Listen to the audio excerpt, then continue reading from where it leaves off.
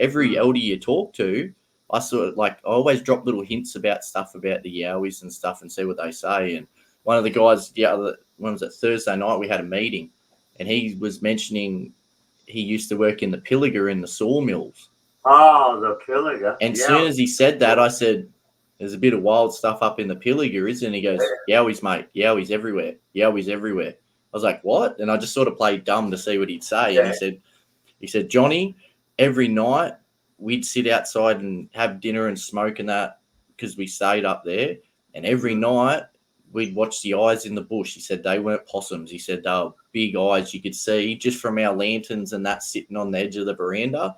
He said eyes the size of 50-cent pieces. He said they'd just be watching us all night. Some nights there'd be 10 sets of eyes and you'd see them blink and everything. He said no possums. He said they were too big, and where they were, after a while we realised there's no trees there, so there's nothing up a tree to be sitting at that height. He said they're all through there, and he started talking about his brother used to drive trucks through there. I think it might have been before. Yeah, go on. Oh, no, there's a couple. So here's one, there's the main one of the livestock truck. You've heard that one where he got pulled over because it had a flat tire and it got knocked over by something and cattle got taken out of the back of the truck. Have you heard that one? No, I haven't heard that one. No. All the truck drivers, as soon as you mention the Pilliga, they say to you, you ever heard about that truck? There was a livestock truck. So they got the 2 stories, they have the cattle on both levels. Yeah. It was pulled over either for a flat tire or might have been just having a break and just pulled over for a sleep. And the guy all of a sudden said the truck started to shake and it was getting shake from side to side and eventually actually got pushed over. And when it got pushed over, he got out and that. That's the double level road train. Jesus, that's a lot of times they've pushed over. Yeah. And cattle were missing, obviously it busted open and that and cows got out. He said, but there was some that were just never seen again. He said, people come and help and we got them all back. He said there was 4 or 5 that were missing, but every truck driver that's been through the Pilliga tells that same story and the story of the Pilliga princess. But the elder at Land Council, he was saying his brother was pulled over. He had a flat tire. He was taking the lock nuts off, changed the tire, grabbed the other lock nuts, started putting them on, went to grab his wrench. And as he went to grab it, he couldn't find it. And he said he felt it on his shoulder and he grabbed it off his shoulder and started doing it up and then went, what the hell? And he turned around and there was nothing there. Pitch black. Something handed him the tool to do his tires up. Yeah. And he said he took off. He said he left the other, I think he had 3 lock nuts he put on. The rest were on there, never got done up. And he said by the time he got back to Coonabarabran, he said they weren't on the tyres anymore. They'd fallen off. He said he got there with 3 lock nuts on the tyres. He said if I'd popped 13 tyres, I would have drove there on the rims and wrecked every bit of road to get there. I was not staying there that night after whatever it was handed it to him. He said there's no people around. He was middle of it, whether it was a Pilliga princess or a Yowie or what. He said, but yeah. And I mentioned to him about where I had my encounters with this Dogman over this location. I don't like saying where it is because I don't want people turning up there. And it's around army barracks and stuff like that. I don't want people going looking for it and they end up, because it's all fenced off. You go in there, you're going to jail for being on army land and stuff. So, but telling him about that, and he goes, I've heard Yowies and other stuff over there all the time. He said, I'd been down there at night, just sitting there having a meditation and heard him off in the bush over in the distance yelling out and calling and stuff. He said everyone knows about him. But that's the difference between the white people in Australia and Aboriginals. Aboriginals all know about it. Yes. Yeah. And even if they don't know about it, they're still scared of it.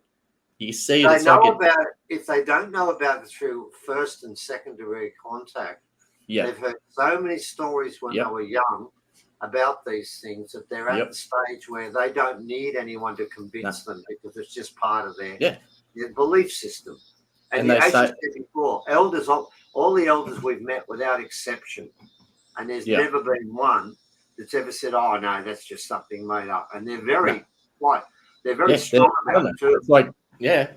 It's like asking if someone watched the footy on the weekend, and they watched it, it's Adam, there's no doubt about in their voice or their beliefs or anything. And that's what a lot of them too are scared when you talk to them about it. If you mention the Junjidi and all the Yowies, you see that tweak in their eye, and it's sort of like I've spoke about before, like DNA imprint. Like they get like Kelpie dogs now, they're being bred and trained to be like sheep dogs that much that the pups are coming out and they already know the whistle and they already know how to round up sheep and that without being taught.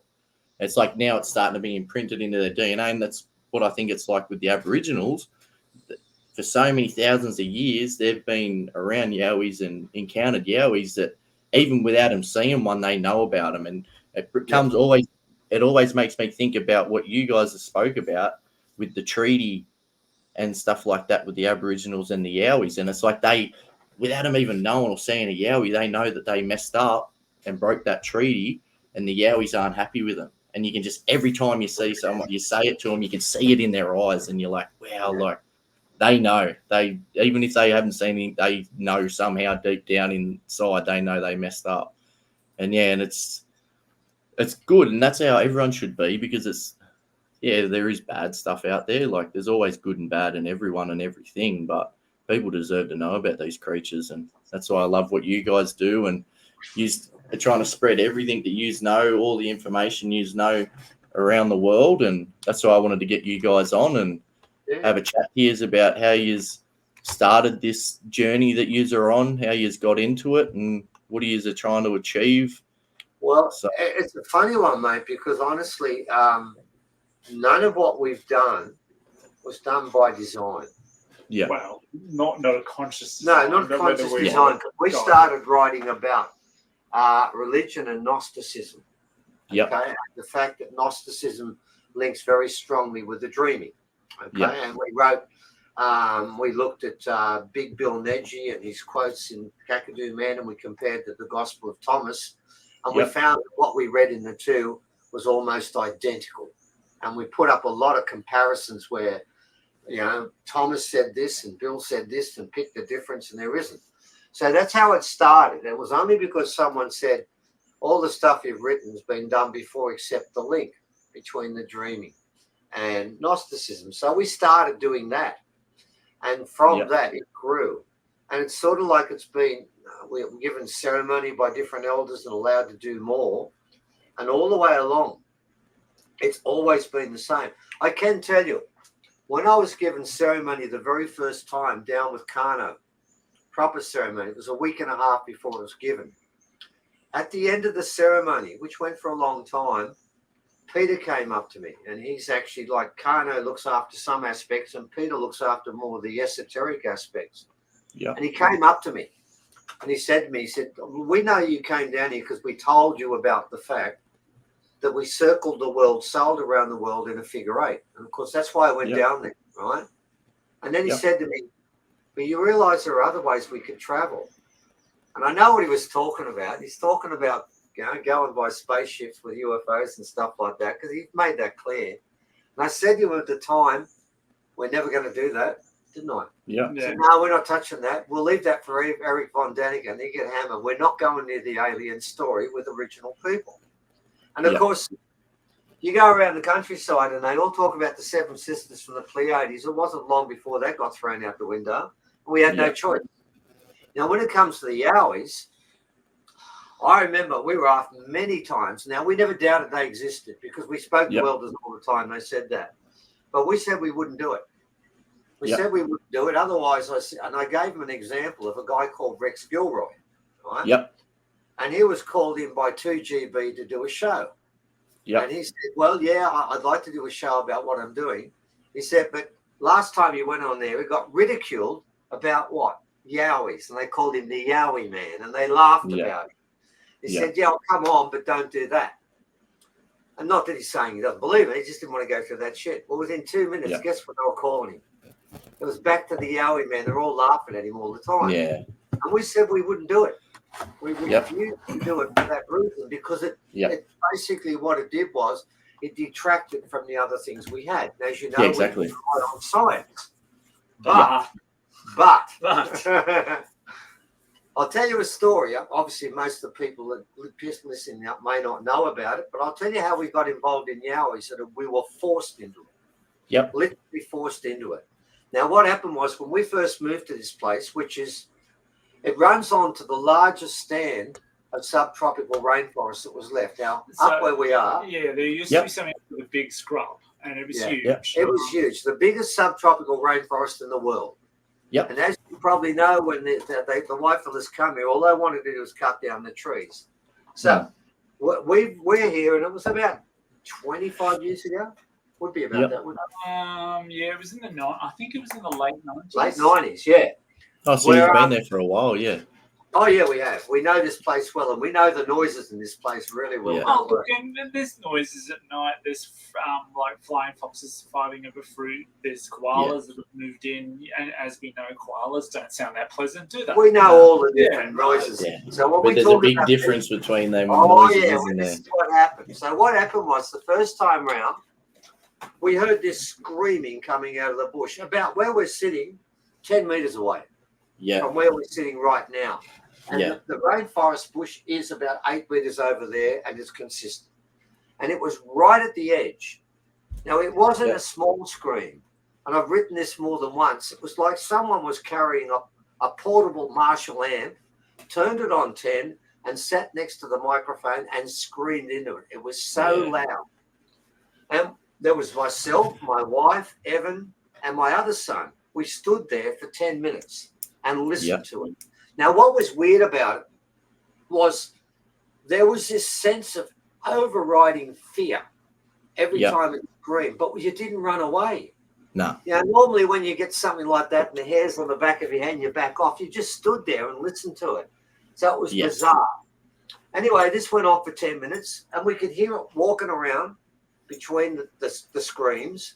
Yeah. And after 10 minutes, it stopped. Yeah. And we stood there for probably a minute, and then we walked back. And this is where it gets weird. We went back and had tea that night. And you know what we spoke about? What's Nothing. that?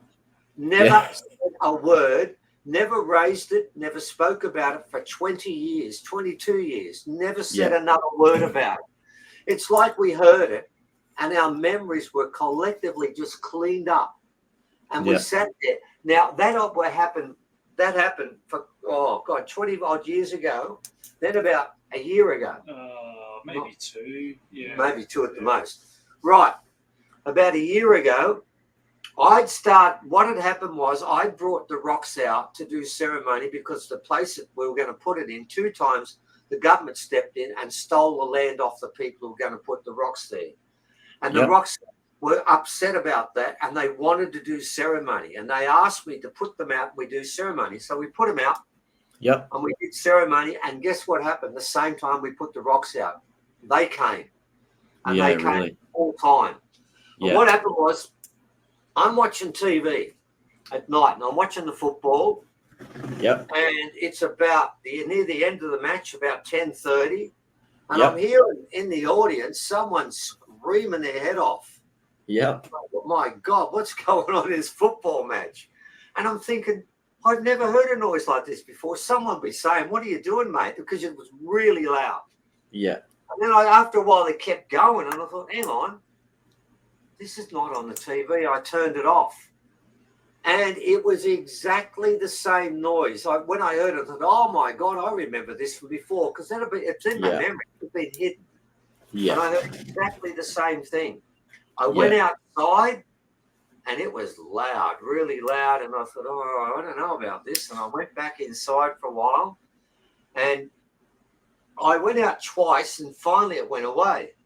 But what I didn't realise at exactly the same time, Evan pulls up in his car, didn't you, Evan? Right. So I'd been out just with a bunch of mates or whatever, and I think it was winter. So I would have had the car heater on, the fan. Would have been listening to music because it was later at night, and I get sleepy, whatever. So I pull up and I'm like, oh, that's quite a noise, and I'm like, oh yeah, it'll be my fan belt. Like, I've never had a car that's not had fan belt noise. Can't afford a new one anyway. But so I'll turn the engine off. Obviously, it's cold. I've tried doing the candle thing where you rub it over and it's supposed to stop. That does nothing. Anyway, turned it off and went, oh, well, I still hear the noise. Oh, well, it's probably like a leaf or something stuck in the car heater in the fan. So I'll turn that off. And then went, oh, well, I still hear it. Okay. Well, it's probably the music. For some reason, I know this song, but it's sounding a bit different. I'll turn that off. So now I've got no noise, nothing coming from the car. And I'm like, I still hear it. Okay, it's something coming from outside. Oh, yeah, well, live in a forest, whatever. And then hopped out, and I had a bunch of gear with me, like an esky, things like that. And I'm like, actually, this noise is a little bit eerie. And then I'm gathering stuff, and I'm like, normally I probably do two, like it's a bit of a walk from the car park to my house. So I thought, normally I maybe do 2 runs, 3, depending how I'm feeling. And I went, you know what? I'm going to grab everything I need to grab. I'm going to go straight to the house. I'm not coming back. Right, so I grabbed everything, and it went from like a very slow amble to a power walk. The more and more I heard it, the scarier and scarier I became. I bet. Feeling of the hairs on the back of your neck going up, and you get that spine tingle. So I've had it. Me and Attila heard stuff in the bush one day. I'll talk about that later. But I know exactly what you're talking about.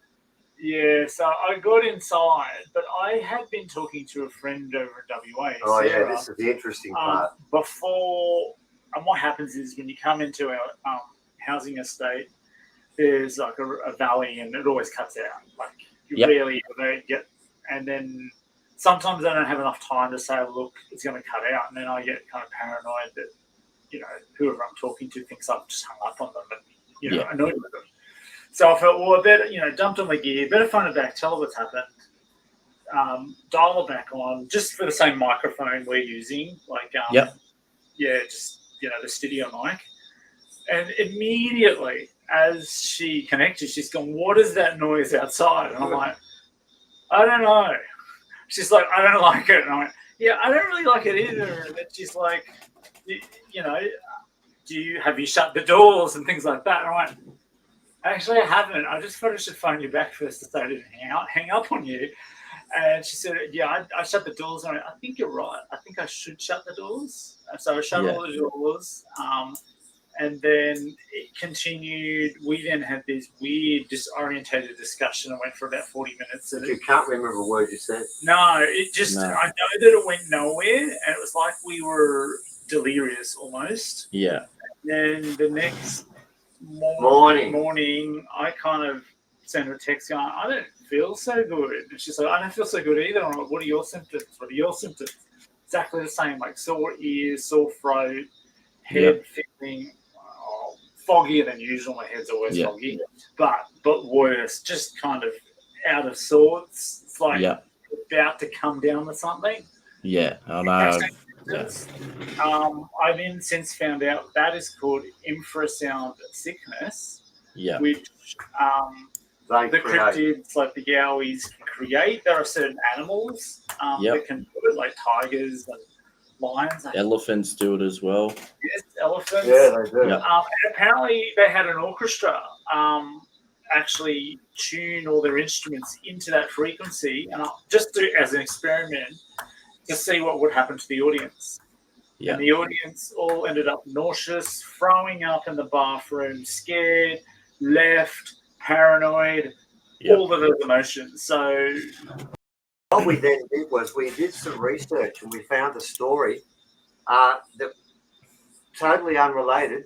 It was to do with our border is on a place called Maguire's Creek. And this person was doing this 3 years before we did this, right? And he was in a boat there, and he heard the same screaming noise. And he said he got covered in fear, but he stayed in the boat and listened to it. It was close. And then eventually, because they kept going, they left. They weren't going to fish there because that particular lagoon is about 100 and 200 meters long. What he saw were glowing eyes. Yeah, glowing eyes. It had diamond eyes. I've seen glowing eyes at night without a torch or anything. It's what was interesting was this: he was asked a question later. If you had a gun, because you were so fearful, would you have used it? And he said this. He said no. He said the fear was strange, and this is what resonated with me. I felt it, and I knew I felt fearful, but I didn't feel like I needed to run. Yeah. I needed to keep away, but I didn't feel like what I did, whatever they did, they would come and harm me, that they were just telling me to clear off. So that was the same thing. Yeah. I've had that same feeling that like I was going to die, but then at the same one time when I had like the first encounter with a Dogman where it ran through the bush at me and was smashing branches and screaming, I honestly thought I was dying that day. But then other encounters I've had when I got the photo and stuff, I was absolutely packing it. It's the most scared I've ever been in my life, but not to the point that I thought I was going to get eaten or hurt. It was just that it was like primal fear, like that primal fear of it's something that's no good for us, but you don't run, because if you run, you probably do scare and it does attack you. Like, whereas other times, like, no, I've got to get out of here. I've been told by original people when we went onto the Nightcap Range when they knew Yowies were there, because they were finding wallabies without their heads, just the heads, and the wallabies were gone. Yeah. And they gave us a song, and they also gave us some advice if a Yowie runs towards you, which was quite clever advice. He said, if they do run towards you, pick up the smallest stick you can find, or twig, not even a stick, but a twig, and wave it. And they'll look at that, realise you don't want to harm them, and they'll back off. That's a good idea. Yeah, I was given that by elders when we went into a site like that. But what happened to us next was the weird part of this, because after that, they moved in. In fact, Mesref, our guide, says they've moved into your house full time. And what they started to do is they come round to the back where I was at night, right? And what they would do is the first time I went round, I went out the back late at night, and I did it at the same time a lot. Yep. First time we had, the first time I went out there were 3 footsteps. I startled one of them, and they ran 3 footsteps and stopped, and I knew they were still there. And what was interesting was we live in a subtropical rainforest. Our soil here is about 70 meters of just pure red soil. It's really soft and spongy. Yeah. Those 3 footsteps were so loud, they echoed off the house and bounced back into the bush. Oh, really? You wouldn't think they'd make a noise, would you? Mate, I'm thinking, mate, I could jump on this bloody thing and you wouldn't hear it. You run 3 footsteps and it bounces off that. I'm thinking, you weigh 500 kilos and I weigh 60. I don't think I'm going to win this fight. Nah. And that was the first time. The second time I went out there, on the property alongside us, about 10 meters away when I went out there was this massive smash against the tree. And I looked at the tree to expect to see it fall. It was perfectly still. Yeah. I went there the next morning and I found next to that tree a huge branch, and it had been hit once. And Uncle Donnie, because we speak to him a lot about this, because he really knows about Yowies, he told me that's how they knock on the door and let you know they're coming. Yeah. It's 1 hit only. Yeah. And then further on, I went out the back about 3 nights later, and I'm standing where our house is, and about 2 meters around there's a corner. Yep. In that corner, there were 10 knocks there. There were 9, then a pause, and the 10th one. Yep. 2.5 meters from where I'm standing at 11 o'clock at night in the kitchen. And guess what I did? I ran inside. Yeah. I knew what I was doing, man, but I ran inside because I thought, oh, shit, I don't know about this. Yeah. And that continued to happen.